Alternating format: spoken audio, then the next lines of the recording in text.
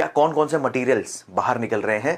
तो आपको पता होना चाहिए वॉल्केनिक इरप्शन के प्रोसेस में फ्रेगमेंटेड मटेरियल बाहर निकल रहे हैं। पायरोक्लास्टिक मटेरियल, जिसको हिंदी में ज्वल खंडाश्मी कहते हैं, ज्वल खंडाश्मी बाहर निकल रहा है, पायरोक्लास्टिक मटेरियल्स बाहर निकल रहे हैं।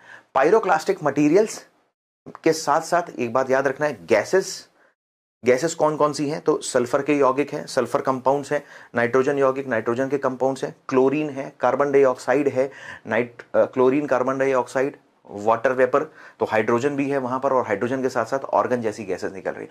सबसे अधिक मात्रा में क्या बाहर निकलता है? आपको प्रीलिम्स में क्वेश्चन यहां से मिलता है, तो वाटर वेपर सबसे ज्यादा मात्रा में मिलता है। अभी जो फ्रेगमेंटेड मटेरियल है, जो विखंडित पदार्थ हैं, छोटी छोटी जो चट्टाने जो टूट के बाहर आती हैं, उस शेप एंड साइज के बेसिस पर उसको अलग अलग पार्ट्स में डिवाइड किया गया है। ठीक है, तो हाई गैस कंटेंट है, एक्सप्लोसिव इरप्शन यहां पर देखने को मिलता है। पायरोक्लास्टिक में फायर ब्रोकन, जैसे लिखा हुआ यहां पर आप देखोगे तो लिखा है वॉल्केनिक बॉम्ब। एनसीईआरटी में भी सेम कंटेंट लिखा है, वॉल्केनिक बॉम्ब 64 mm से साइज उसका ज्यादा होता है। फिर वॉल्केनिक बॉम्ब के बाद उससे बड़ा जो है वो है लैपली में साइज लिखा है 2 से 64 mm के बाद।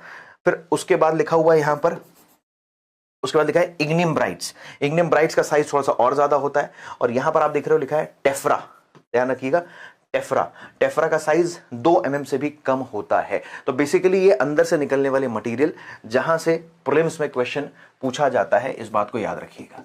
हाई गैस कंटेंट है, गैसेस हैं, सल्फर एंड फ्लोराइड गैसेस भी यहां से निकलती हैं। प्रीलिम्स में ऐसे क्वेश्चन पूछता है, इसको जरूर याद रखिएगा। Got it?